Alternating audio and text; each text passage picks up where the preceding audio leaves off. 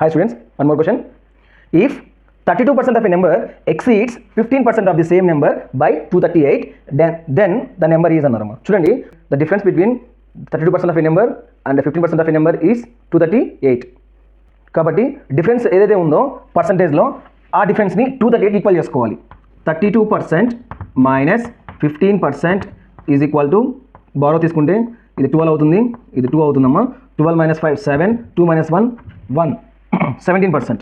17% value 238 అవుతే మనకు కావాల్సింది ఏంటి? ద నెంబర్ ఈజ్ అన్నారు. ద నెంబర్ ఈజ్ మనం ముందు 1% వాల్యూ తెలుసుకుందాము.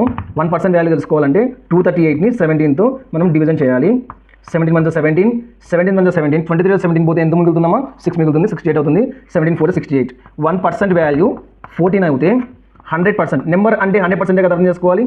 1% 14 అయితే 100% ఏమవుతుంది? 100 × 14 వేసుకోండి. సో ఆన్సర్ ఏంటి? 1400.